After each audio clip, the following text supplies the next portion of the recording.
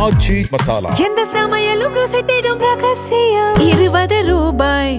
S, வீடு, schools, hotels, store room இங்கெல்லாம் partition wall கட்டணும்னாலும் இப்போ பில்டிங் போனஸோட first choice Renocon Rapid Wall Panels. No compromise. உங்க சைடுலயும் எங்க சைடுலயும். It's a GT promise. GT Holidays, South India's #1 travel brand. நாட்டையே உலுக்கி இருக்கிறது இந்த கோவை சிறுமி வன்கொடுமை நடந்தது, ஒரு கொடூரம் நிகழ்ந்திருக்கிறது. ஏன் இப்படி ஒரு துயர சம்பவம் நடந்தது, யாரால் நடந்திருக்கிறது, யாரை தான் நம்புறது? இந்த கார்த்திக் கூட வண்டியில போறத, ஆனா அந்த கார்த்திக்கும் குழந்தை மிஸ் ஆனதை வந்து தெரியாத மாதிரி ஆமா, அதுக்கு முன்னாடியே கார்த்திக் தெரியாம காவல்துறை என்ன பண்ணிடுச்சு, அந்த குழந்தைங்க கூட விளையாடி இருக்கோ அந்த குழந்தைங்க கூட போயிட்டு காவல்துறை கூப்பிட்டு அந்த பொண்ணுங்க கூட விளையாடிச்சு, எங்க போச்சு இந்த பொண்ணு எங்க போச்சு அப்படின்னு கேட்கும்போது, இந்த மாமா கூட்டின்னு ஒரு மாமா கூட போச்சு அப்படின்னு உடனே இந்த பைக்கில் போனோன்னா இந்த தெரியாம எடுத்து இந்த மாமாவான்னு கேட்டா ஆமான்னு சொல்லிட்டாங்க. அந்த பெண்ணோட தோள்பட்டை உடைந்திருக்கு, ஷோல்டர் எலும்பு உடைஞ்சிருச்சு, முதுகெலும்பு உடைந்து போயிருக்கு. அது இல்லாம அது என்ன பண்ணியிருக்காருன்னா, அந்த அந்த பெண்ணோட ஜடை முடியை எடுத்தே அதோட கழுத்தை நெரிச்சு கொண்டு இருக்கு. பொண்ணு வந்து வன்கொடுமை செய்து படுகொலை செய்யப்பட்டு முகத்தில் கல்லை எடுத்து மூஞ்சில் அடிச்சு கொண்டிருக்காங்க. கொன்னது தெரிஞ்ச உடனே போலீஸ் ரவுண்ட் அப் பண்ணது, தேடுது. அதுக்கு நடுவில் அவரோட அந்த கார்த்திக் கூட நேற்று நெருக்கமா ஒரு ஆள் கூட சேர்ந்து சுத்திக்கிட்டே கூட போலீஸ் கூடயே தேடிக்கிட்டு இருக்கான் பாருங்க. அந்த நபரை கூப்பிட்டீங்க, வா நீ யாரு? மோகன்ராஜ். அந்த மோகன்ராஜும் அதே சேலம் மாவட்டத்தை மேட்டூர் பக்கத்துல இருக்கிறது தான் சொந்த ஊர். ஐயா நேத்து என்கிட்ட வந்து இந்த மாதிரி என்னை கூப்பிட்டான், நான் போனேன், போன்ல கூப்பிட்டு இந்த மாதிரி இந்த குழந்தை இப்படி பண்ணிட்டான்டா, இதாகி போச்சு, இறந்துருச்சு, என்னை எப்படா காப்பாத்துறான்னு சொன்னான்.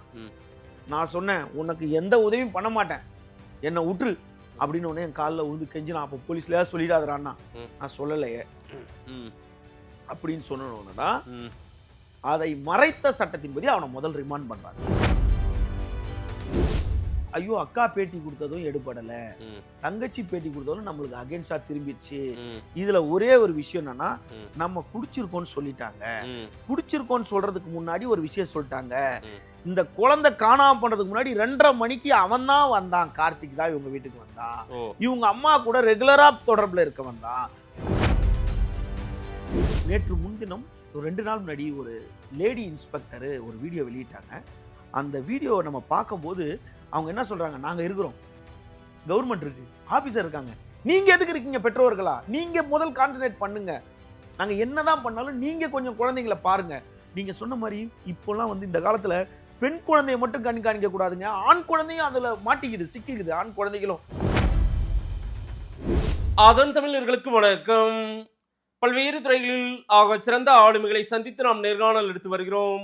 அந்த வகையில் மீண்டும் நம்மோடு இணைந்திருக்கிறார் பத்திரிகையாளர் திரு விமலேஸ்வரன் அவர்கள். அவரிடம் கேட்பதற்கு நிறைய இருக்கின்ற வாரங்கள் அவருமே கேட்போம். வணக்கம் விமலேஸ்வரன் சார். வணக்கம் சார், எப்படி இருக்கீங்க? நல்லா இருக்கும் சார். விமலேஸ்வரன் சார், நாட்டையே உலுக்கி இருக்கிறது இந்த கோவை சிறுமி வன்கொடுமை நடந்தது, ஒரு கொடூரம் நிகழ்ந்திருக்கிறது. ஒரு சிறிய குழந்தை, அது வளர வேண்டிய வயதில் தன்னையே இழந்திருக்கிறது, இந்த நாட்டையே சோகத்தை ஆழ்த்தியிருக்கிறது. இது குறித்து ஒரு விழிப்புணர்வுக்காக தான் ஏன்னா இதெல்லாம் போய் சேர்ந்தால்தான் இனி அடுத்து வளரக்கூடிய பிள்ளைகளையும் இங்கே நிறைய பேர் தற்காத்து கொள்ள வேண்டிய தேவை இருக்குது. இந்த சம்பவத்தை சொன்னால்தான் அதை கேட்டு நம்மளும் நம்ம பிள்ளைகளை எப்படி பாதுகாத்துக்கணுன்ற ஒரு எண்ணத்தின் அடிப்படையில் தான் இந்த விஷயத்தை, உண்மையை மக்களுக்கு கொண்டு போய் சேர்க்கணும்னு நினைக்கிறேன். ஏன் இப்படி ஒரு துயர சம்பவம் நடந்தது, யாரால் நடந்திருக்கிறது, யாரை தான் நம்புறது? கோவை நகரத்துலேருந்து ஒரு 20 கிலோமீட்டர் தொலைவில் இருக்க ஊர் தான் இந்த சம்பவம் நடந்திருக்க ஊர். இது வந்து கோவையில் இருக்க கமிஷனர் எல்லைக்கு உட்பட்ட பகுதி கிடையாது, அதுக்கு பக்கத்தில் இருக்க எஸ்பி கண்ட்ரோலில் வர ஒரு பகுதி. இந்த குடும்பத்தில் யார் அப்படின்னு கேட்டால், ஒரு தாய், தந்தை, தம்பி, அக்கா, இந்த 4 பேர் தான். அக்கா தான் இந்த பொண்ணு, 10 வயசு பொண்ணு. அப்போ தம்பினா இதோட குறைந்த வயசு, தந்தைக்கு வந்து ஒரு 36-37 வயசு, தாயாருக்கு 30-32 வயசு தான் தாயார். ஆமாம், இவர்களோட சொந்த ஊர் அப்படின்னு பார்த்தீங்கன்னா, இந்த தந்தையோட சொந்த ஊர், அவங்க ஊர் பார்த்தீங்கன்னா சேலம் மாவட்டம் கொளத்தூர் தான் அவங்க சொந்த ஊர், அவங்களோட ஊர். அங்கேருந்து இவர் வேலைக்கு இங்கே வர்றாரு. அவர் வேலைக்கு இங்கே வர்றாரு. அவர் வந்து கட்டிட தொழிலாளி, நிறைய பேர் சொன்னாங்க, தவறான தகவல். அவர் வந்து வெல்டிங் தொழில் பண்ணுறவர். அவர் வந்து உண்மையாக என்னென்னா அது எல்லாம் அவருடைய பேச்சு, அவரோட ஆக்டிவிட்டிஸ் எல்லாமே அவர் ஒரு இன்னசென்ட். நல்லா உழைக்கும் நபர், நல்லா உழைக்கக்கூடியவர், பெரிய ஆடம்பரம் கிடையாது, வெல்டிங் வேலை செய்கிறார், நல்லா குடும்பத்தை வச்சுக்கணும், நல்லா குழந்தைங்களை வச்சுக்கணும் அப்படின்னு நினைக்கக்கூடிய ஒரு நபர். இவங்க எந்த இடத்துல இருக்கிறாங்கன்னா, கோவையில் இருக்க இந்த இடத்துக்கு பேர் என்னன்னா பள்ளப்பாளையம்னு சொல்கிற இடம். சூலூர் பக்கத்தில். ஆமாம், சூலூர் பக்கத்தில் இருக்க பள்ளப்பாளையம். இந்த பள்ளப்பாளையம் வந்து இது சூலூர் காவல்நிலை எல்லைக்கு உட்பட்ட பகுதி இது. ஓகே. அதனால சூலூர் பக்கத்தில் இருக்க பள்ளப்பாளையம். இந்த இவரோட மகள் வந்து பாட்டி வீட்டில் இருக்கிறாங்க. அங்க இருந்து படிக்கிறாங்க, இங்கே கிடையாது. மகன், மனைவி, இவர் மட்டும் தான் இங்கே இருக்காங்க. இந்த பொண்ணு வந்து இந்த சிறுமி வந்து பாட்டி வீட்லேயே இருக்கு. சேலம் குளத்தூர்ல இருக்கு. 4வது விடுமுறை, 4வது படிக்குது. 4வது படிச்சுட்டு இப்போ 5ஆம் வகுப்பு போகுது. அரசு பள்ளியில படிக்குது. லட்சணமான குழந்தை. ரொம்ப மன உருக்கத்தோட பேசுறேன். என்னன்னா அந்த குழந்தை வந்து விடுமுறையில பெற்றோர்கிட்ட வந்திருக்கு. இங்க விடுமுறைனால 5வது பாஸ் ஆயிடுச்சு, விடுமுறையில வந்திருக்கு. அது கூட விடுமுறையில 15 நாள் 20 நாளுக்கு முன்னாடி தான் இப்பதான் இங்க வந்திருக்கு. இப்பதான் இங்க வந்திருக்கு. முழு விடுமுறை, ஸ்கூல் விடுமுறை விட்டவனே இங்க வரல, இப்போ வந்திருக்கு. இப்படியே இருந்திருக்கும் போது என்ன ஆயிருக்கு, இதுக்கு நடந்த சம்பவத்துக்கு பின்னால போனோம்னா 21ஆம் தேதி, இப்போ 21ஆம் தேதி அன்றைக்கு 21 தான் சம்பவம் நடந்திருக்கு. அதான் இந்த சம்பவத்துக்கே போயிடும். அப்ப பின்னாடி புரியும் என்னன்னா, மே 21ஆம் தேதி அன்று, அதாவது மதியம் 2:30 மணிலிருந்து இந்த பொண்ணு தொடர்புக்கு எல்லையில இல்ல. அதாவது யாரு கண்ணிலையும் படல. 2:30 மணிக்கு மேல. 2:30 மணிக்கு மேல. 4:30 மணிக்கு மேல தான் குழந்தை பாப்பா இல்ல. அதுதான். அதாவது என்னன்னா 2:30 மணிக்கு அவரோட தாயார் வந்து வீட்டுல இருக்காரு. அவர் தாயார் வீட்டுக்கு போயிட்டாங்க, தந்தை வேலைக்கு போயிட்டாரு. தாயார் வீட்டுல இருக்கிறாங்க. இது எல்லாமே ஆதாரபூர்வமா அனைவரும் கூறியது, காவல்துறை தரப்புலையும் கூறியது, ஊடகங்கள்லயும் வந்தது. அதனால இதை பத்தி பேசுறது நம்மளுக்கு எந்த விதமான தயக்கம் கிடையாது. தாயார் வந்து அவர்களே சொல்லிட்டாங்க, 2:30 மணிக்கு இந்த தாயார் தூங்கிட்டதா சொல்றாங்க. தூங்கிட்டாங்க, குழந்தை வெளியே விளையாடிக்கிட்டு இருந்துச்சு அப்படின்றாங்க. அந்த வீட்டுக்கு அருகே இருக்க ஒரு நபர் கார்த்திக். இந்த கார்த்திக்ன்றவர் நாகப்பட்டினம் மாவட்டத்தை சார்ந்தவர். நாகப்பட்டினத்துக்கு பக்கத்துல ஒரு கிராமத்தை சேர்ந்தவர். இவரும் ஒரு கூலி தொழிலாளி. இவர் என்ன பண்றாரு, கட்டிட தொழிலாளி. இவர் வந்து கட்டிட தொழிலாளி. இவர் என்ன பண்றாரு, அதே தெருவுல வசிக்கிறார். இவர் இந்த பொண்ணை என்ன பண்றாரு, ஒரு 4-4:30 மணிக்கெல்லாம் இந்த பொண்ணை கூட்டிட்டு போயிடுறாரு. அதாவது 3ல இருந்து 4:30க்குள்ள இந்த பொண்ணை கூட்டிட்டு போயிடுறாரு. இந்த பாப்பாவுக்கு அந்த ஆளு பரிச்சயமா தான் இருந்திருக்கும். பரிச்சயமானவர் தான். ஏன்டா அவருடைய ஸ்டேட்மெண்ட்ல சொல்ல, நான் ரெகுலரா சாக்லேட் வாங்கி கொடுப்பேன், என் தெருவில் இருக்க எல்லா குழந்தைக்கும் என்னால சாக்லேட் வாங்கி தர முடியாது, நீங்களும் வாங்கி தர மாட்டீங்க, உங்களுக்கு தெரிஞ்ச குடும்பம் யாராவது இருந்தா மட்டும் தான் சாக்லேட் வாங்கி தருவீங்க. அப்போ ஏதோ ஒரு உறவோ தெரிஞ்சு ஏதோ ஒரு அந்த என்ன உறவுன்றதை வந்துருவோம். இந்த வந்து சாக்லேட் வாங்கி கொடுத்துட்டு கூட்டிட்டு போயிட்டாரு. இந்த குழந்தையோட எங்க போச்சுன்னே தெரியல. இதுதான் அங்க நடந்த சம்பவத்துக்கு தெரியல எங்க போச்சுன்னே தெரியல. அவங்க ஏதோ போதையில் இருந்தது. ஆமா, 7 மணிக்கு தன்னோட கணவர் வராரு. வேலையை முடிச்சிட்டு கணவர் வராரு. 6:30ல இருந்து 6 மணிக்கு வேலை முடிச்சு 6ல இருந்து 7க்குள்ள வராரு. வந்து மகன் எங்கன்னு தேடுறாரு. தேடும் போது மனைவியை கூப்பிட்டு எல்லா இடத்துக்கும் போய் கேட்கிறாரு. அந்த அம்மாவுக்கு அது வரைக்கும் தெரியல. அந்த அம்மாவை தான் எழுப்பி கேட்கிறாரு. அந்த அம்மா சொல்லக்கூடிய நிலையில இல்ல. அது அதுவா சொல்லுது, அது என்ன நிலையில இருந்தா அப்புறம் சொல்லுது. உடனே அங்க இருந்த ஊர் தெருவில் எல்லாரும் இங்க பொண்ணு விளையாடிச்சு, பாத்தீங்களான்னு கேட்டுக்கிட்டே வரும்போது அந்த கார்த்திக்ன்ற நபர்கிட்டையும் கேட்கிறாரு. அந்த கார்த்திக்ன்ற நபரும் என்ன பண்றாரு, இல்ல நான் இங்கே தானே விளையாடி இருந்துச்சு, எனக்கு தெரியலையே அப்படின்னு சொல்லிட்டு அவரு கூடயே தந்தை கூடயே சேர்ந்து தேடுற மாதிரியே போறாரு. அந்த குழந்தைய வண்டியில வச்சு கூட்டு போன கார்த்திக் அங்க வந்துட்டான். அதுக்கு அங்க வந்துட்டாரு 7 மணிக்கு.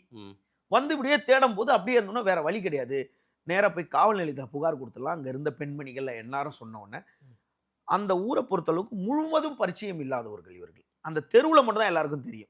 அப்படின்னும் போது இவர் வேலை செய்கிற இடத்துல பல பேர் கூலி தொழிலாளி நண்பர்கள் கூப்பிட்டு என் பொண்ணு காணாம போச்சு, கொஞ்சம் வாங்கன்னு சொன்னோன்னே அவர் கூட வேலை பார்க்குறவங்கலாம் வந்து சூலூர் காவல் நிலையத்தில் போய் புகார் கொடுக்குறாங்க. புகார் கொடுத்து அன்னைக்கு இந்த குழந்தைய வந்து புகார் கொடுத்துட்றாங்க. புகார் கொடுத்தோன்னு தேடி கண்டுபிடிக்கிறாங்க. இவங்க ஒரு பக்கம் தேடுறாங்க, போலீஸ்லாம் வந்து ஒரு பக்கம் தேடுது. தேடிக்கிட்டே இருக்கும்போது அவங்க தாயாரை தேடுறாங்க. பட் அவங்க தாயாரை கூப்பிட்டு விசாரிக்கும் போது தாயார் வந்து ஒரு உணர்ச்சியற்ற பதில்களையும் முன்னுக்கு பின் முரணான பதில்களையும் கூறுது அவங்க தாயார். அப்போ அவங்க சுயநினைவுல இல்ல, அவங்க தாயார் வந்து சரியில்லைன்றத காவல்துறை அனுமானிச்சிருச்சு. அனுமானிச்சு அவங்க மது பழக்கத்துல மது அருந்தி இருக்காங்க அப்படின்னு கணவருக்கும் தெரிஞ்சு போச்சு, காவல்துறைக்கும் தெரிஞ்சு போச்சு. அப்போ 2:30 மணிக்கு மது இருந்தா கூட ஒரு 5:30 மணிக்கு அப்படியே கடந்து ஒரு 7 மணிக்கு அவங்க தெளிகிறாங்க. தெளிஞ்ச உடனே இந்த இன்சிடென்ட் சில பேர் என்ன பண்ணுவாங்க, அதை மறைக்கிறதுக்கு குழந்தை காலமே இப்படி அழுதுகிட்டு இருக்கும்போது ஒரு அழுத தாய்கிட்ட போய் வேற எதுவும் போய் கேட்க முடியாது. குழந்தை போச்சுன்னும் போது வேற யாரும் இன்டீரியரா உள்ள போய் என்ன நடந்துச்சு இங்க வாங்க வாய ஊதுங்கலாம் கேட்க முடியாது, யாராலையும் கேட்க முடியாது. அப்ப தாய் அழுது குழந்தை காணாமல் போனது அந்த தாய்க்கு அது இவங்க அப்போ அப்பாவுக்கு தெரியல. அப்பா வந்து சொன்னதுக்கு அப்புறம் தான் தெரியுது. இப்ப கதை சொல்லுது அந்த அம்மா. உடனே எடுத்துட்டு நேர காவல் நிலையம் ஃபுல்லா விசாரிக்குது. அந்த பகுதியில் இருக்க 250 சிசிடிவி கேமராவும் ஆய்வு செய்யறாங்க. ஆய்வு செய்யும் போது இந்த பொண்ணு வண்டியில இவர் கூட அந்த கார்த்திக் கூட வண்டியில போறத, ஆனா அந்த கார்த்திக்கும் குழந்தை மிஸ் ஆனதை வந்து தெரியாத மாதிரி ஆமா, அதுக்கு முன்னாடியே கார்த்திக் தெரியாம காவல்துறை என்ன பண்ணிடுச்சு, அந்த குழந்தைங்க கூட விளையாடி இருக்கோ அந்த குழந்தைங்க கூட போயிட்டு காவல்துறை கூப்பிட்டு அந்த பொண்ணுங்க கூட விளையாடிச்சு, எங்க போச்சு இந்த பொண்ணு எங்க போச்சு அப்படின்னு கேட்கும்போது, இந்த மாமா ஒரு மாமா கூட போச்சு அப்படின்னு உடனே இந்த பைக்கில் போனோன்னா இந்த தெரியாம எடுத்து இந்த மாமாவான்னு கேட்டா ஆமான்னு சொல்லிட்டாங்க. அதுக்கு நடுவில் சிசிடிவியை காக்கம் பண்ணும்போது இவர் கூட்டு போகணும். உடனே கூப்பிட்டு நீ தான் குழந்தைய கூட்டிட்டு போயிருக்கியே அப்படின்னு காவல்துறை கேட்குது. ரவுண்ட் அப் பண்றாங்க. அந்த தம்பி எங்க, அந்த பாப்பாவோட தம்பி ஒருத்தன் கூட அங்க, அவங்க அந்த தம்பி அங்க விளையாடிக்கிட்டு இருக்கான். அவனும் அங்க இருக்கு. ஆமா, அவன் அந்த தம்பி அங்க விளையாடிட்டு இருக்கான். அவனுக்கும் இது அக்கா அது தெரியாது. அவன் வேற இதோட விளையாடிட்டு இருக்கான், இது வேற விளையாடிட்டு இருக்கு. உடனே என்ன பண்றாங்க, கூப்பிட்டு இவனை மட்டும் தனியா செக்யூர் பண்ணி என்னன்னு கூப்பிட்டு இருக்காங்க. இல்ல சார், நான் போகும்போது எப்பயுமே சாக்லேட் வாங்கி கொடுப்பேன், இப்போ கூட்டிட்டு போய் சாக்லேட் வாங்கி கொண்டு வந்து விட்டுட்டேன். எங்க விட்டுட்டேன், இந்த இடத்துல விட்டோம். அந்த இடத்துல இருக்க சிசிடிவில கூட்டிட்டு வந்ததுக்கு உண்டான ரெக்கார்ட்ஸ் எதுவும் இல்ல. ஒரு எல்லைக்கு மேல சிசிடிவி காணும். ஒரு எல்லைக்கு மேல சிசிடிவி எங்க போயிட்டாங்கன்னு கண்டுபிடிக்க முடியல. கூட்டிட்டு வந்து விட்டுட்டேன் இதே பதில சொல்லிட்டு இவர் அப்படியே மறைஞ்சு இவங்க கூடயே தேடுற மாதிரியே போறாரு. அப்போ போலீஸ் இவனை வந்து சரி இவன் லோக்கல்ல இருக்கவன் எப்போ வேணா பிடிச்சிக்கலான்ற மாதிரி வாட்ச் பண்ணாங்க. குழந்தைய மட்டும் தேடுறாங்க, இவனை விட்டாங்க. இவன் அடுத்த ஒரு அன்று நள்ளிரவே அப்படியே கொஞ்சம் டைட் பண்ணோன்னா அந்த நள்ளிரவுக்கு மேல அப்படியே அப்ஸ்காண்ட் ஆயிட்டான். இவன் அப்ஸ்காண்டு. நள்ளிரவு விடிஞ்சா 22ஆம் தேதி விடிஞ்சா ஆள் அப்ஸ்காண்டு. உடனே திரும்ப போலீஸ் தேடுது. ஊர்ல இருந்து அவங்க சொந்தக்காரங்களுக்கெல்லாம் சொல்லி அவங்க அம்மாச்சிலாம் எல்லாரும் அவங்க அப்பதான் இவங்கெல்லாம் வந்துட்டாங்க. வந்த உடனே காலையில 12-1 மணி வரைக்கும் தேடுறாங்க. 1 மணிக்கு மேல 2:30 மணிக்கு இவங்களுக்கு தகவல் கிடைக்குது. பக்கத்துல இருக்க குளத்துக்கரையில வந்து கண்ணம்பாளையம் குளத்துக்கரைன்ற ஒரு பகுதியில முள் புதர்ல இந்த குழந்தை இருக்கிறதா, இறந்து கிடக்கிறதா ஒரு தகவல் வந்துருச்சு. உடனே காவல்துறை அங்க போய் உடனே செக் பண்றாங்க. குழந்தை வந்து கொடூரமான வந்து இறந்து கிடக்குது. அதை வந்து அந்த போஸ்ட்மார்டம் பிரேத பரிசோதனை அறிக்கை வரல. பிரேத பரிசோதனை அறிக்கை வராது, பப்ளிக்கில் எப்பயுமே யாருக்கிட்டையுமே வராது. அது வந்து காவல்துறைக்கு தான் வரும். அதுக்கு முன்னாடி அதை கொண்டு போனவங்க, அதை பார்த்தவங்க, காவல்துறையில் இருக்கவங்க, அவங்க எல்லாம் சொன்னது எப்படின்னா, அந்த பெண்ணோட தோள்பட்டை உடைந்திருக்கு, ஷோல்டர் எலும்பு உடைஞ்சிருச்சு, முதுகெலும்பு உடைந்து போயிருக்கு. அது இல்லாமல் அது என்ன பண்ணியிருக்காருன்னா, அந்த பெண்ணோட ஜடை முடியை எடுத்தே அதோட கழுத்தை நெரிச்சு கொண்டு இருக்காங்க. கொண்டுட்டு அந்த குழந்தை கத்தும் போது அந்த குழந்தையோட வாய்க்குள்ளே அதோட முடியை, அதோட தலைமுடியை வச்சு அமுக்கியிருக்காங்க. அமுக்கி கொடூரமாக இப்படிப்பட்ட கொலை பண்ண குழந்தை வந்து அப்போ பாலியல் வன்கொடுமை செய்யப்பட்டிருக்கா அப்படின்னு ஆய்வு செய்யும்போது, அதாவது காவல்துறையில் ஒரு போஸ்ட்மார்ட்டத்தில் ஒரு ரெக்கார்ட்ஸ் எப்பவுமே பண்ணுவாங்க. நான் டேமேஜ், அதாவது இறப்புக்கு முன் காயப்பட்டிருக்கு, இறப்புக்கு முன் இத்தனை மணி நேரத்துக்கு முன்னாடி காயப்பட்டிருக்கு, இறப்புக்கு முன் இத்தனை மணி நேரத்துக்கு முன்னாடி பாலியல் சீண்டல் ஈடுபட்டிருக்கு, இறப்புக்கு முன் இத்தனை மாதிரி அந்த கொடுமை செய்யப்பட்டிருக்குன்னு. அப்போ இது எல்லாத்தையும் பண்ணியிருக்காரு. அப்போ இந்த பொண்ணு வந்து வன்கொடுமை செய்து படுகொலை செய்யப்பட்டு முகத்தில் கல்லை எடுத்து மூஞ்சில் அடிச்சு கொண்டு இருக்காங்க. கொன்னது தெரிஞ்ச உடனே போலீஸ் ரவுண்ட் அப் பண்ணுது, தேடுது. அதுக்கு நடுவில் அவரோட அந்த கார்த்திக் கூட நேற்று நெருக்கமா ஒரு ஆள் கூட சேர்ந்து சுத்திக்கிட்டே கூட போலீஸ் கூடயே தேடிக்கிட்டு இருக்கான் பாருங்க. அந்த நபரை கூப்பிட்டீங்க வா, நீ யாரு? மோகன்ராஜ். அந்த மோகன்ராஜும் அதே சேலம் மாவட்டத்தை மேட்டூர் பக்கத்துல இருக்கிறதா சொந்த ஊர். அவன் எப்படி இங்க அங்க எல்லாம் ஒன்னா வேலை செய்யறவங்க, கூலி தொழிலாளி. யாரு? இந்த இவனோட கார்த்தியோட. அப்ப கார்த்தியும் மோகன்ராஜும் சேர்ந்து தான் இந்த பாப்பா. அதுதான் இல்ல, அவனை கூப்பிட்டு உடனே எங்கடா அவன் கூப்பிட்ட உடனே போட்டு அவனை கூப்பிட்டு போலீஸ் எப்படி ட்ரீட் பண்ணுன்னு தெரியும்ல, கூப்பிட்டு எங்கடா அவன் கூட தானே இருக்கான் எப்படின்னு கூப்பிட்டு விசாரிக்கும் போது, ஐயா நேற்று என்கிட்ட வந்து இந்த மாதிரி என்னை கூப்பிட்டான், நான் போனேன், ஃபோனில் கூப்பிட்டு இந்த மாதிரி இந்த குழந்தை இப்படி பண்ணிட்டான்டா, இதாகி போச்சு, இறந்துருச்சு, என்னை எப்படா காப்பாத்துறான்னு சொன்னான். நான் சொன்னேன், உனக்கு எந்த உதவியும் பண்ண மாட்டேன், என்னை விட்டுரு, அப்படின்னு உடனே என் காலில் விழுந்து கெஞ்சி நான் அப்போ போலீஸ்ல சொல்லிடாதரான்னா நான் சொல்லலையே அப்படின்னு சொன்னோன்னு தான் அதை மறைத்த சட்டத்தின்படி அவனை முதல் ரிமாண்ட் பண்றாங்க. மோகன்ராஜை ரிமாண்ட் பண்ணிட்டு மோகன்ராஜ் மூலியமா ட்ரேஸ் அவுட் பண்றாங்க. எப்பயுமே காவல்துறை தெரியும்ல, ரவுடிங்களை வந்து வர சொல்லி ட்ரேஸ் பண்ணிட்டு கூட பிடிச்சதா சொல்லுவாங்க. அப்போ மோகன்ராஜ் மூலியமாவே ட்ரேஸ் அவுட் பண்றாங்க, ஃபோன் பண்றாங்க. இந்த எங்கே இருக்கான் ஏது இருக்கான்னு போது அவன் ஃபோன்லாம் போல.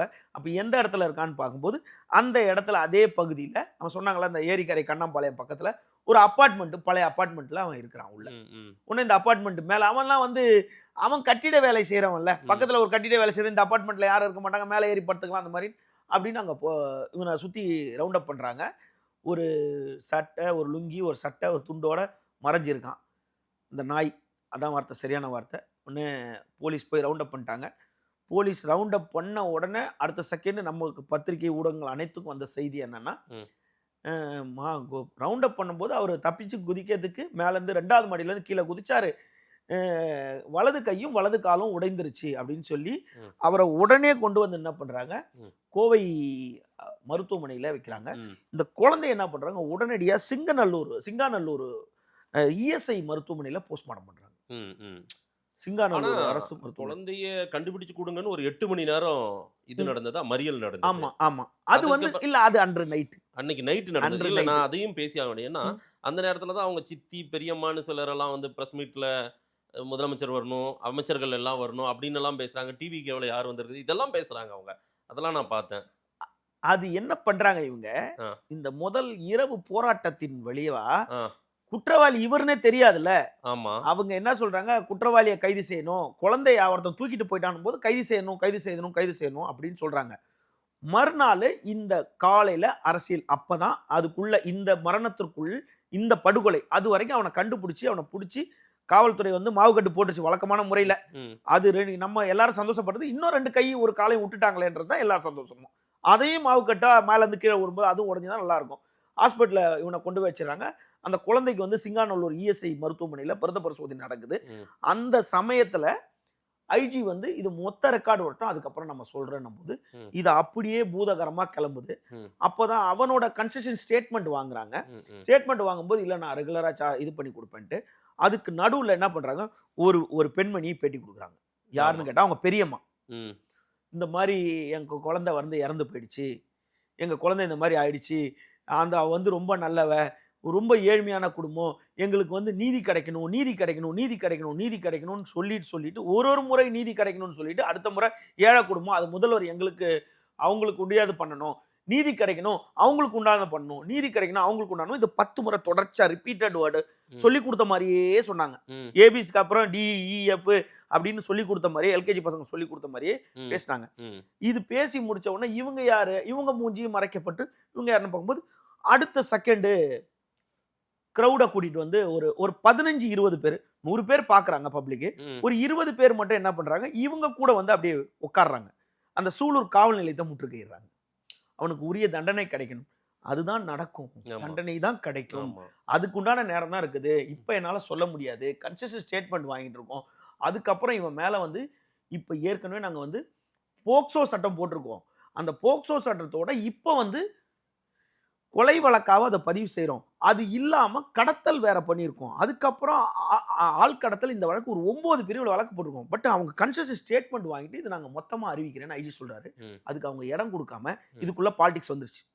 இப்போ இதை சொல்லும் போது என்ன பண்ணுவோம், நம்மளை திட்டுவாங்க, பரவாயில்ல திட்டுட்டோம். ஆனால் உண்மை நிலவரத்தை நம்ம சொல்லணும்ல. உடனே அவங்க சித்தி, அந்த பொண்ணோட சித்தின்றாங்க, அம்மா கூட பிறந்தவங்களா அம்மாவோட சித்தி பொண்ணான்னு தெரியாது. ஃபர்ஸ்ட் பெரியம்மா ஒரு சோபாவில் உட்காந்து இன்டர்வியூ கொடுத்துறாங்க. அப்புறம் அந்த பொண்ணோட சித்தி இவங்க என்ன சொல்றாங்க, இப்பவே அவனை ரீமைண்ட் பண்ணணும்னு ஒரு 10-15 முறை சொல்லணும் அப்படின்னு அவங்க சொல்றாங்க. உன்னை எதிராளி சொல்றாங்க, என்னங்க பண்ணும், ஏன்டா யாரோ சொல்லி கொடுத்து தான் பண்றாங்கன்றது இந்த இடத்துல தெரியுது. உடனே சொல்றாங்க, ஏங்க இங்க டிவிகேலேருந்து யாருங்க வந்திருக்கீங்க, ஒரு குழந்தை இறப்பு, இங்க டிவிகேலேருந்து யாரும் வந்திருக்கீங்கன்னு கேட்கக்கூடாது, அதை கேட்கறது அவசியம் கிடையாது. அப்போ எங்களுக்கு நியாயம் கிடைக்கணும்னு சொல்றது எல்லாராலும் உண்மை. போறவங்க கூட ஏன்பா அந்த குழந்தைக்கு நியாயம் கிடைக்கணும்னு சொல்லிட்டு போகலாம். அவங்க அடுத்த வார்த்தை சொன்னது என்னன்னா, முதல்வர் உடனே வீடியோ வெளியிடணும், இது தப்பு நடக்கும் தானே அவருக்கு நாங்கள் உட்கார வச்சோம், திரும்ப அவர் இப்படி பண்றாரு, அவர் இங்கே தான். அது வந்து ஏதோ ஒரு தெருவுல இருந்து வரல, இப்பதான் இன்வெஸ்டிகேட் பண்ண ஆரம்பிக்கிறாங்க அந்த ஊர்ல இருந்து. இவங்களோட இந்த வீடியோக்கு பிறகுதான் அவங்க யாருன்னு வெளியே வருது. உடனே என்ன பண்றாங்க, இப்ப எங்களுக்கு வரணும், எங்களுக்கு முதல்வர் வந்து எங்களுக்கு வந்து வீடியோ வெளியிட்டு இது மாதிரி யாருக்கும் நடக்கூடாது, இந்த இடத்துல தன்னை ஒரு சோசியல் ஆக்டிவிட்டிஸா எல்லா இது மாதிரி எங்கேயுமே நடக்கக்கூடாது அப்படின்னு முதல்வர் வீடியோ வெளியிடணும். உடனே என்ன பண்ணணும், இந்த நாங்க இப்ப பாடி வாங்க மாட்டோம், நாங்க வாங்க மாட்டோம், எடுக்க மாட்டோம், வாங்க மாட்டோம்னு சொல்ல, நாங்க பாடியை எடுக்க மாட்டோம், மொத்த மினிஸ்டர் இங்க வரணும்ட்டாங்க, அனைத்து மினிஸ்டர் இங்க வரணும். இவங்க சொல்லிக்கிட்டே இருக்கும் போது அந்த பக்கம் போக்குவரத்துறை அமைச்சர், அவர் பேரு சட்டன்னு நடவடிக்கை பார்த்திபன், அவர் விஜய் தமிழன் பார்த்திபன், அவரு நேரம் என்ன பண்ணிட்டாரு, அங்க போயிட்டாரு.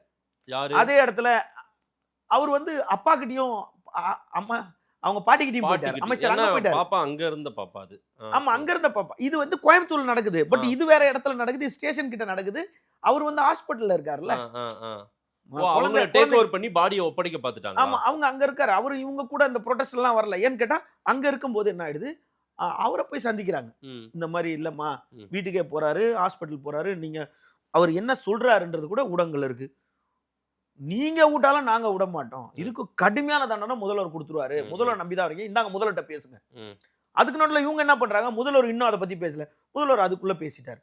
இது வந்து நான் அதுக்கு தான் இந்த பொறுப்புக்கு வந்திருக்கேன், நான் வந்து கடுமையான தண்டனை, கண்டிப்பா கடுமையான தண்டனை. சேலம் கொளத்தூர்ன்றதுனால தமிழன் பார்த்திபன் அங்க போய். ஆமா ஆமா, உடனே இவர் அங்க போயிடுறாரு. இங்க என்ன பண்றாரு, உடனே இவங்க வந்து உடனே இது பண்றாங்க, அனைத்து அமைச்சரும் இங்க வரணும், நாங்க பாடியை வாங்க மாட்டோம். அதாவது பொண்ணுடைய அம்மா, அவங்க சித்தி, பெரியமா எல்லாம் ஒரு ஆமா, இந்த பக்கம் அவங்க அப்பாவும் அந்த அவங்களோட பாட்டியும் அவங்க வந்து அடுத்த கட்ட நடவடிக்கை பாக்குறாங்க. இவங்க வந்து அதை பாலிடிக்ஸா மாத்துறாங்க. இப்ப பிம்பம் வந்து உடைய ஆரம்பிக்குது. அடுத்த செகண்ட் என்ன பண்றாங்க, அப்பகுதியில இருக்க ஒரு எல்லாத்த பத்தியும் பேசக்கூடிய ஒரு பெண்மணி இப்ப உண்மையை பேசுறதுனால அந்த அம்மாவும் மேலேயும் இப்ப அள்ளி பூச ஆரம்பிச்சிட்டாங்க. அந்த அம்மா சொல்றாங்க, எல்லாருமே போனோம், நான் போனேன்னு சொல்லல, எல்லாருமே அவங்க வீட்டுக்கு போனோம். இந்த வீட்டுல ஒரு குழந்தை கருத்து போகுது, போனா அந்த பொம்பளை போதையில இருந்துச்சு. அவங்க சொன்னதை நான் சொல்றேன், பெண் பொம்பளைன்னே சொல்லக்கூடாது சட்டப்படி, ஒரு ஆணு. அந்த அம்மா அவங்க சொன்னதை சொல்றேன், அவங்க வந்து ஒரு போதையில இருந்தாங்க அப்படின்னு கேட்டோன்னே, என்ன சொல்றீங்க அப்படின்னு கேட்டா, இல்ல அவங்க வந்து ஆல்ரெடி கொஞ்ச நாள் முன்னாடி சேகர்னு ஒருத்தர் கூட ஓடி போயிட்டாங்க, திரும்ப கொண்டு வந்து இங்க வச்சிருக்காங்க. தானே இருந்திருக்காங்க. அந்த பாப்பா வந்தது, பாப்பா லீவுக்கு வந்தது எல்லாமே இந்த வீட்ல தானே அதெல்லாம் இருந்திருக்காங்க. ஓடி போயிட்டு திரும்ப வந்திருக்காங்க. அவங்க வீட்டுல நடந்ததை சொல்றாங்க. இவங்க சொல்லி முடிச்ச உடனே, ஐயோ அக்கா பேட்டி கொடுத்ததும் எடுபடல, தங்கச்சி பேட்டி கொடுத்ததும் நம்மளுக்கு அகைன்ஸ்டா திரும்பிடுச்சு. இதுல ஒரே ஒரு விஷயம் என்னன்னா, நம்ம குடிச்சிருக்கோம்னு சொல்லிட்டாங்க. குடிச்சிருக்கோம்னு சொல்றதுக்கு முன்னாடி ஒரு விஷயம் சொல்லிட்டாங்க, இந்த குழந்தை காணாம பண்றதுக்கு முன்னாடி 2:30 மணிக்கு அவன் தான் வந்தான், கார்த்திக் தான் இவங்க வீட்டுக்கு வந்தான், இவங்க அம்மா கூட ரெகுலரா தொடர்புல இருக்க வந்தான், அவன் தான் எல்லாத்தையும் வாங்கி வந்து கொடுத்துட்டு அவன் அதுக்கப்புறம் போகும்போதே இதை கூட்டிட்டு போயிட்டான். அப்ப 2:30 மணி வரைக்கும் அவன் இங்கதான் நான் வாங்கி வந்து கொடுத்து எல்லாம் போனான். இப்படி அவங்க சொன்ன உடனே, ஐயோ இதுக்கு ஒரு சப்பக்கட்டு கட்டணுமேன்ட்டு அவங்க பொண்ணோட தாய் அவங்க ஒரு பிரஸ் மீட் வச்சுட்டு பாடி அங்க போய்கிட்டு இருக்கு. வண்டியில கிளம்பிருச்சு, சேலம் கொளத்தூருக்கு கிளம்பிருச்சு, வண்டியில கிளம்பிருச்சு, ஆம்புலன்ஸ்ல கிளம்பிருச்சு. ஆமா, இங்க இருந்து அவங்க பாட்டி. ஆமா, இவங்க என்ன சொல்றாங்க, நான் இங்க நிக்கிறேன், பின்வாசல் வழியா பாடி போயிடுச்சு, என்கிட்ட கையெழுத்தே வாங்கல, என்கிட்ட வந்து கையெழுத்து வாங்கல, என்கிட்ட ஒரு வார்த்தை கூட சொல்லல, என் புள்ளையும் கூட்டிட்டு போயிட்டாங்க அப்படின்னு அவங்க சொன்ன உடனே ஒருத்தர் கேட்குறாங்க, அவங்க மூஞ்சி தெரியுமே, பரவாயில்லப்பா பொண்ணு, இல்லை எல்லாருக்கும் தெரியணும் அப்படின்னு அவங்க ரெடியாக இருக்காங்க. 3 பேர் உட்காந்துட்டு, அம்மா அப்போ ஒரு செய்தியாளர் அவங்கள்ட்ட கேட்குறாரு, நீங்கள் மது அருந்திருந்தீங்களா அப்படின்னு கேட்குறாரு. அதுக்கு அவங்க சொன்ன பதில் வந்து ஏற்றுக்கொள்ளக்கூடியதா இல்லை. அந்த குழந்தைய அவரு தான் சொல்றாங்க, எங்க வீட்டுக்காரன்னு அவங்க சொல்லவே இல்லை. அவருனா யாருமா, இல்லை அவரு என்ன பண்ணாரு, குடிக்கிறத கலந்து வச்சிருப்பாரு ஃப்ரிட்ஜில் எப்பயுமே, அப்போ நான் எடுத்து 1 மடக்கு தான் குடித்தேன், ரொம்பலாம் குடிக்கல, குடிச்சு பார்த்தா ஐயோ 1 மடக்கு குடிச்சதுக்கு அப்புறம் தான் ஐயோ இது இதா இருக்கேன்னு சொல்லிட்டு வச்சுட்டேன், அதுக்கப்புறம் எனக்கு என்ன நடந்துச்சு தெரியாது, நான் தூங்கிட்டேன் அப்படின்னு சொன்னாங்க. இது மக்களால் ஏற்றுக்கொள்ளவே முடியல. ஃப்ரிட்ஜுக்குள்ள அவர் கலந்தான் வைப்பாருன்னும் போது அது எருக்கும் போதே ஸ்மெல்லு வரும், இல்லை வாயில ஊத்தும் போதே தொண்டைக்குழியில நின்றோம், தொண்டைக்குழியில ருசிச்சதுக்கு அப்புறம் தான் தொண்டைக்குழி வழியா இறங்கும். இதையும் அந்த அம்மா விட்டுருச்சு. அப்புறம் 2வது கேள்வியில மாட்டிக்கிட்டாங்க. அம்மா உங்களுக்கு சேகர்ன்ற ஒரு கூட ஒருத்தர் தொடர்பு இருந்து ஏற்கனவே போயிட்டீங்களாமே, ஏங்க அது எப்பயும் முடிஞ்சு போன விஷயம், அது இப்ப இருக்காது, அப்பவே அது தாயா தவறிடுச்சு. அது ஒரு நல்ல தாய் இல்லைன்றது அப்பவே தெரிஞ்சு போச்சு. ரெண்டாவது மது அருந்துனது அதுவே சொல்லிடுச்சு. ஸ்டேட்மெண்ட் வேற எதுவும் அந்த அம்மாவே சொல்லிடுச்சு ரெண்டத்தையும். சொன்னதுக்கு அப்புறம் இந்த மூணாவது சொல்றாங்க எனக்கு தெரியாம இப்ப கொண்டு போயிட்டு என் புள்ளைய வந்து இது பண்றாங்க, எரிச்சுக்கிட்டு இருக்காங்க. அப்போ மூணாவது அங்க இருக்கவங்க எல்லாரும் கேட்டது என்னன்னா, உங்க பிள்ளைய வந்து அங்க எரிக்கிறான், பிள்ளைய எரிக்கலாமா, குழந்தைய எரிக்கலாமா, அடக்கம் தானே பண்ணுவாங்க அப்படின்னு இவங்க சொன்னாங்க. அவங்க மழக்கம்னு ஒன்று இருக்கலாம், இல்லை ஏதோ ஒரு காரணமா இருக்கலாம். ஆனா எல்லாரும் கேட்டாங்க உங்க பிள்ளைய அங்க எரிச்சாங்கன்னு நீங்க அங்க போக வேண்டியதானங்கன்னு கேட்டாங்க. ஆனா அவங்க போவே இல்லை. ஆனா அதுக்கு முன்னாடி இவங்க பிரஸ் மீட் கொடுத்தது என்னன்னா, எத்தனை நாளா இருந்தாலும் நாங்க பாடியை வாங்க மாட்டோம். ஏற்கனவே அங்க சிவகங்கை மாவட்டத்துல அந்த இடத்துல மானாமதுல ஒரு பாடி வந்து அங்க கிட்டத்தட்ட 2 மாசத்தை நெருக்கி அங்க இருக்கும்போது இப்போ வந்து அதே சம்பவம் அப்படியே எதிர்த்தரப்பு கையில எடுத்துருச்சுன்னா இது ஒரு பெரிய ஒரு நாடு வந்து ஒரு பெரிய இஷ்யூவா போயிடும் குழந்தைக்கு. இப்ப நம்ம வந்து இது மாதிரி ஒரு தாய் இருக்கக்கூடாது அப்படின்றதுதான் இது எல்லாரும் எடுத்துக்கணும். தவிர அந்த தாய் மேலேயோ இந்த அரசியலா பேசலைன்னா கூட காவல்துறை உரிய முறையில மேற்கொண்டு விசாரணை நடத்திட்டு இருக்கு, போதிய ஆவணங்களை திரட்டிக்கிட்டு இருக்கு. காவல்துறையில எடுத்த உடனே எஃப்ஐஆர், மக்கள் என்ன பண்ணாங்க, எடுத்த உடனே எஃப்ஐஆர் போட்டு அவனுக்கு தூக்கு தண்டனை கொடுத்தோம்னு நினைக்கிறாங்க. எஃப்ஐஆர் போடுறதோட காவல்துறை முடிஞ்சிச்சு. அதுக்கப்புறம் நீதிமன்றத்துக்கு வரும், குற்றப்பத்திரிகை தாக்கல் செய்யணும். அதுக்கப்புறம் A1 கொண்டு வந்து நிப்பாட்டி அதுக்கப்புறம் விட்னஸ் நிப்பாட்டுவாங்க. அதுக்கப்புறம் எத்தனை விட்னஸ் இருக்கோ இதெல்லாம் வந்து சில காலங்கள் ஆகும், சில ஆண்டுகள் கூட ஆகும். ஒவ்வொரு வழக்கும் உடனே முடியாது. 8 வருஷம் 7 வருஷம். குழந்தை கருவில் இருக்க போது பதிவு செய்த வழக்கெல்லாம் குழந்தை ஸ்கூலுக்கு 5ஆம் கிளாஸ் போகும்போது முடிஞ்ச வரலாறு நடந்துகிட்டு இருக்கு. இப்போ அப்படின்னும் போது உடனே தீர்வு எதிர்பார்க்க மாட்டாங்க. உடனே தீர்வுனா குற்றவாளியை பிடிச்சிட்டாங்க, கூட அவருக்கு உடந்தையா வேகமா நடந்த சம்பவத்துல ஒரு விஷயம் வேறு ஒன்று பரப்பப்படுது. அதையும் நான் விசாரிச்சேன். இன்னைக்கு கோயம்புத்தூர்ல சில காவலர்கள், சில ஐபிஎஸ் ஆஃபீஸர்ஸ் கிட்ட சிலர்கிட்ட பேசும்போது சில நண்பர்கள் சொன்ன தகவல், ஐஜி ரம்யா பாரதி அவங்க டீம் ரொம்ப வேகமா செயல்பட்டுருக்காங்க. இன்னொன்று சிங்கப்பெண் அதிரடி படைன்னு தமிழ்நாடு முதலமைச்சர் விஜய் போட்ட பிறகாக அவங்க ரொம்ப கண்குத்தி பாம்பா இதை கவனிச்சிருக்காங்க. இந்த சம்பவம் நடந்துருச்சுன்னு அதிர்ச்சி ஆயிட்டாங்க, இது பெருசாகுதுன்னு. ஐஜி ரம்யா பாரதி அவர்கள் இந்த பிரஸ் மீட்ல சிரிச்ச மாதிரி ஒரு காட்சி, ஒரு வீடியோ பாருங்க. அது பிரஸ் மீட் நடக்கிறதுக்கு 1/2 மணி நேரத்துக்கு முன்னாடி, கேமரா ஆன் ஆகிறதுக்கு முன்னாடி இதை அவங்க வந்து உட்காந்து ஏதோ பேசியிருந்துக்கிறாங்க. அதுக்குன்னு எல்லாம் அழுந்துட்டு ஒன்றும் இருக்க முடியாதுங்க. ஒரே ஒரு விஷயம், ஒரு சின்ன விஷயத்தை சொல்லிடுறேன். ஒரு ஊடகவியலாளரோ ஒரு பத்திரிகையாளரோ ஒரு காம்பவுண்டு, ஒரு பள்ளி காம்பவுண்டு சவர் விழுந்து ஒரு குழந்தை இறந்துருச்சுன்னா அந்த இடத்துல இன்னொரு குழந்தைக்கு அடிபட்ட உடனே அந்த குழந்தையோட தாய்மார்கள் வந்து ஐயோ என் குழந்தைக்கு அடிபட்டுச்சுன்னா அவங்கள அந்த குழந்தை தூக்கிட்டு ஹாஸ்பிட்டலுக்கு ஓடுவாங்க. இந்த இறந்து போன குழந்தை உறவினர்கள் தாய் தந்தையை அங்க உட்காந்து கதறுவாங்க. அவங்க உறவினர் அந்த ஸ்கூல் நிர்வாகத்தை அடிக்க போவாங்க. ஆனா ஒரு ஊடகவியலாளரோ ஒரு காவலரோ இந்த தாய் கூட சேர்ந்து ஒப்பாரியும் வைக்க முடியாது, அந்த உறவினர் கூட சேர்ந்து அடிக்கவும் முடியாது. இந்த சம்பவத்தை பார்க்கணும் தானே தவிர நம்ம போய் அவங்க கூட ஒப்பாரி வைக்க முடியாது. இதான் ஒரு பத்திரிகையாளர். காவல்துறையும் அதே மாதிரி அந்த அம்மா வீட்டுக்கு போய் இந்த மேட்டர்லாம் உள்வாங்கும் போது ஒரு ஐபிஎஸ் அதிகாரிக்கு தெரியாதா? இன்னொரு இந்த சிரிச்ச வீடியோ மட்டும் எல்லாரும் திரும்ப போடுறாங்க. அந்த அம்மா வீட்டுக்குள்ள போய் கட்டி பிடிச்சிட்டு வந்து அவங்கள கட்டி பிடிச்சிக்கிட்டே வராங்க. யாராவது அந்த பெண்ணோட குழந்தையோட தாயாரை கட்டி பிடிச்சிக்கிட்டே வந்து வாசல் வரைக்கும் வந்து அவங்க சித்தி அவங்க பெரியம்மா கூடயே இருக்காங்க. கட்டி பிடிச்சிட்டு வந்து அம்மா கவலைப்படாதீங்கம்மா, நாங்க இருக்கோம்மா, பிடிச்சிடுவோம்மா, கவலை பண்ணோம். அவ்வளோ ஆறுதல் சொல்றதை எக்ஸ்போஸ் பண்ணல. கேமரா இப்ப இங்க நம்ம இந்த விவாதத்துக்கு முன்னாடி கேமரா ஆன்ல இருக்கு. அதுக்கு முன்னாடி 1008 விஷயம் நேரத்துக்கு முன்னாடி நடந்திருக்கு. இன்னொன்னு பாத்தீங்கன்னா பக்கத்துல இருக்கிற 3 ஐபிஎஸ் ஆபீசரும் கேஷுவலா போன் எடுக்கறாங்க, பேசுறாங்க. இது வந்து நம்ம பத்திரிகையாளர்களே சிறப்பு. இன்னொன்னு தமிழ்நாடு காவல்துறையில ஒரு பிரச்சனை இருக்குங்க. வடமாநில அதிகாரிகள் ஒரு பக்கம், தமிழ்நாடு கேடர்ஸுக்கு ஒரு பக்கம் பிரிஞ்சு கிடக்குறாங்க. அவங்களுக்கு ஏற்ற மாதிரி பத்திரிகையாளர்களும் சில நடந்துக்கிறாங்க. இதுல ஐஜி ரம்யா அவர்களை குறி வச்சு விமர்சனம் பண்றாங்க. ஆமா, ஏன்னா ஆஃப் த ரெக்கார்டா அவங்க வந்து சும்மா இன்டர்வியூ ஆரம்பிக்கிறது, சரி கேமராலாம் ஸ்டாண்ட் வச்சுட்டு போங்கன்னா அதுல ஒரு பிரில்லியன்ட், இது ஒரு பெரிய இன்வெஸ்டிகேஷனா இல்ல, இதுதான் வந்து ஆன் பண்ணி இதை லைவ் பண்ணிட்டு இதை சிரிச்சாங்கன்னா அவங்க சிரிச்சதுல என்ன தப்பு? இன்டர்வியூல சிரிச்சாங்களா? அதை திரும்ப ஒருத்தர் கேட்கறாங்க. கேட்கும் போது அவங்க கேஷுவலா எடுத்துட்டு போயிட்டாங்க.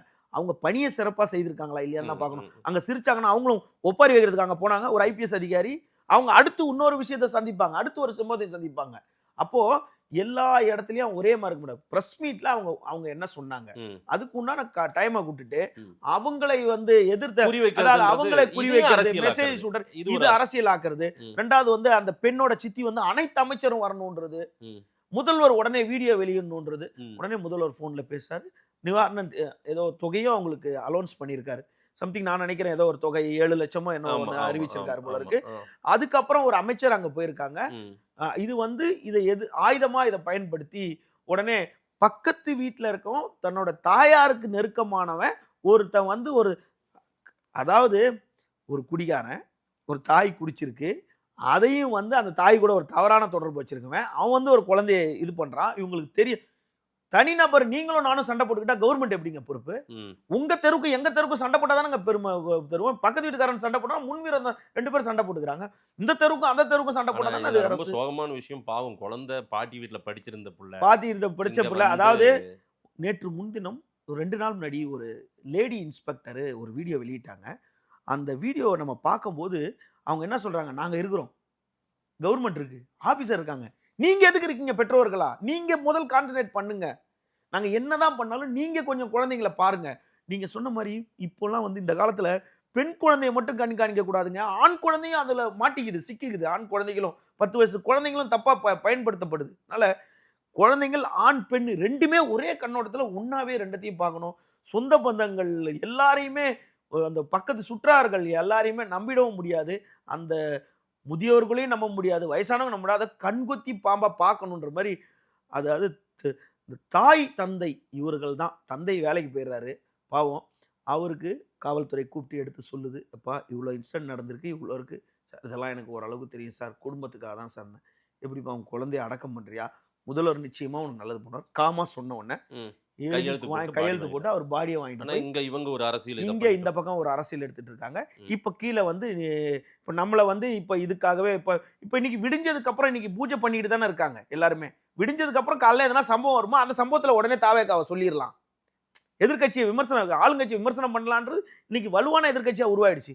அப்ப கையில எந்த ஆயுதம் கிடைச்சாலும் அவங்கள அடிக்க வேண்டியதுதான். அப்படின்னும் போது இப்ப அவங்கெல்லாம் பொறுத்தளவுக்கு நம்ம கண்ணுக்கு நம்மெல்லாம் அவங்க கண்ணுக்கு வந்து உண்மையை பேசுறதுனால தவறா தெரியும். ஒரு நடந்த நிகழ்வை, ஒரு துயர சம்பவம், சோகமான சம்பவம், இதை நம்ம மக்கள் கிட்ட கொடுப்போம். முதல்வரே சொல்லிட்டாரு, இனிமேட்டு இது நடக்கக்கூடாது, லாஸ்டா இருக்கணும் அப்படின்ட்டாரு. இந்த ஒரு துயர சம்பவத்துல அந்த பாப்பா அது ரொம்ப துயரப்பட்டு இறந்து போயிருக்கு. தன்னுடைய உயிர், அவருடைய ஆன்மா சாந்தி அடையட்டும். இனி இப்படி யாருக்கும் நடக்கக்கூடாதுன்னு நம்ம பேசுவோம். அதற்காக தான் இந்த பேட்டியை நம்ம ஒளிபரப்ப போறோம். நேரில் வந்து நேரம் கொடுத்து பேசியமுக்கு நன்றி விமலேஸ்வரன் சார். மிக்க நன்றி.